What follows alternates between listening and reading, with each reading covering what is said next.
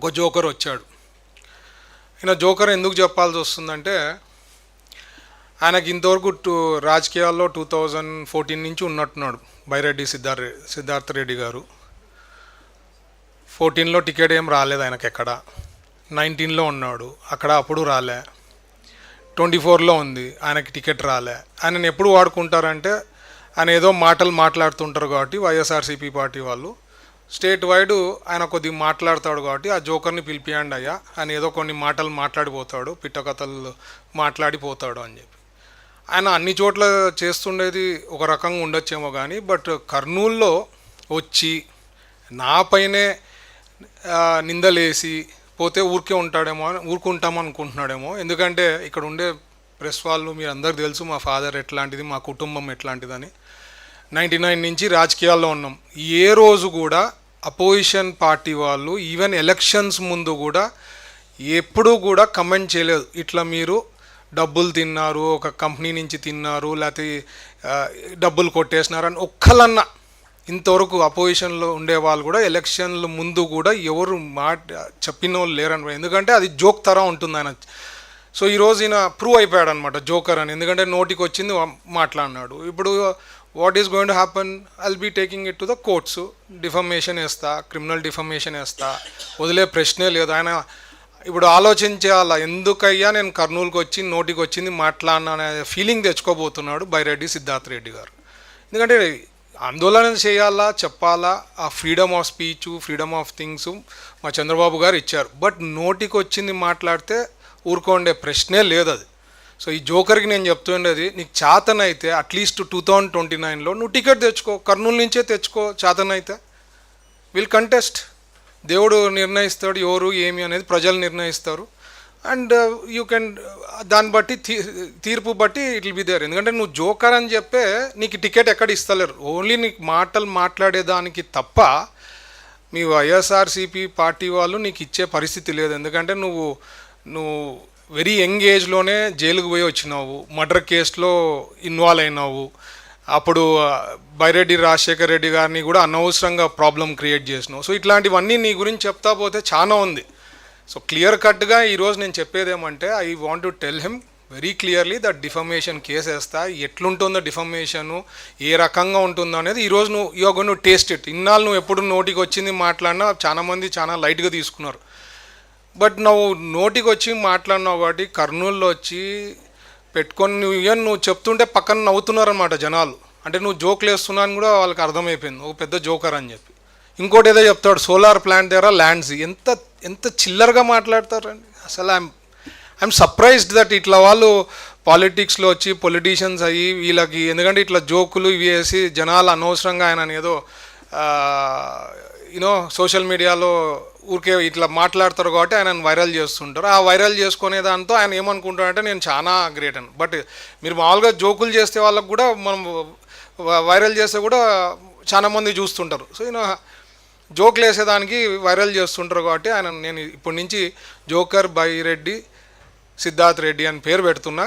And నువ్వు నిరూపించాలా, నువ్వు అన్నావు ఈరోజు ఒక నెపం వేసావు, 45 crores తీసుకున్నావు. నువ్వు ఏ కంపెనీ దగ్గర నుంచి తీసుకున్నావు, ఎప్పుడు తీసుకున్నామో నువ్వు చెప్పు. చేతనైతే చెప్పు, ప్రూవ్ చేయి. Anyways I'm going to put defamation case, criminal defamation ఉంటుంది, civil defamation, whatever it is there, I'm not going to leave it. But point is, just because నీకు ఒక పేపరో ఒక ఛానల్ ఉందని చెప్పి నోటికి వచ్చింది మాట్లాడితే ఎవరు ఊరుకునే వాళ్ళు లేరు. You will face the consequences on this subject very soon. And you will realise also ఎందుకయ్యా నేను వచ్చి కర్నూలులో మాట్లాడినానని.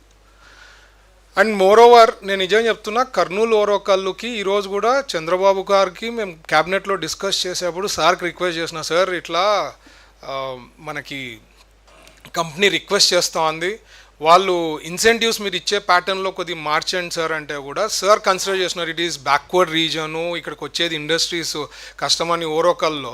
And I myself target పెట్టుకుని ఎలక్షన్స్ ముందు మేమేం టార్గెట్ పెట్టుకొని ఇట్లా, బట్ ఎలక్షన్స్ ముందు చెప్పిండేది ఇక్కడ ఇండస్ట్రీస్ తెస్తాం. ఈరోజు దాదాపు 10,000 కోట్ల పెట్టుబడులు అయ్యి అక్కడ పనులు జరుగుతున్నాయండి కర్నూలులో, ఓరోకల్లో.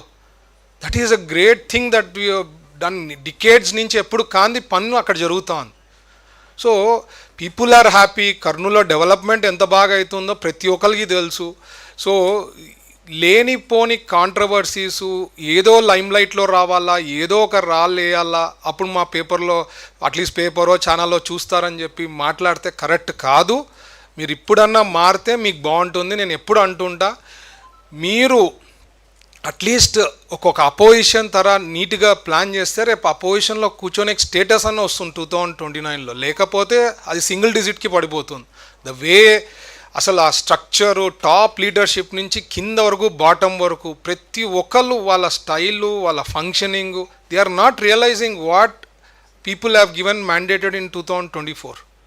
అవి అసలు అర్థం చేసుకోవడం లేదు. ఎందుకు మాకు 11 సీట్లు వచ్చినాయి, ఏం చేస్తే రేపు పొద్దున్న మాకు ఇంప్రూవ్ అవుతుంది అనేది ఇప్పటివరకు కూడా వాళ్ళ థింకింగే లేదు. మీరు చూస్తే అసలు ఆయన ఎప్పుడైనా ప్రెస్ మీట్ పెడితే అదొక పెద్ద జోక్ అయిపోతా ఉంది, వైరల్ అయిపోతా ఉంది ఆ సబ్జెక్టు. ప్రతిసారి ప్రెస్ మీట్ వస్తారు, ప్రతిసారి ప్రెస్ మీట్లో ఏదో ఒకటి తప్పులు మాట్లాడతారు, సబ్జెక్ట్ లేకుండా సబ్జెక్టులు మాట్లాడతారు, and that is becoming viral. అసలు సబ్జెక్ట్ ప్రిపేర్ అయ్యి వచ్చాన్నా సరిగ్గా మాట్లాడేది ఒక ముఖ్యమంత్రి స్థాయిలో పనిచేసిన వ్యక్తి కూడా is not able to do it. So I'm surprised. ఆ పార్టీ, నేను ఎప్పుడు అంటాను, ఆ పార్టీ మాకు ఒక రకంగా అట్లా పార్టీ ఉండడం కూడా ఒక అడ్వాంటేజ్ అనుకుంటాను. ఎందుకంటే ప్రజలకు తెలిసి ఇట్లా వాళ్ళతో ఏమీ కాదు అని చెప్పి. అండ్ ఏదో ఒక ఛాన్స్ అయినా రిక్వెస్ట్ చేసినప్పుడు 2019లో ఒకసారి ఇచ్చారు, కానీ I don't think never ever that party is going to come back. And ఎందుకంటే సొంత చెల్లికి, సొంత మదర్కే న్యాయం చేయని అతను ఆయన ఏం చేస్తాడు ప్రజలకు అనేది అందరికీ తెలుసు. సో వాళ్ళ స్ట్రక్చరు, వాళ్ళ టాప్ లీడర్షిప్ నుంచి కింద వరకు they don't have any base, future is not there.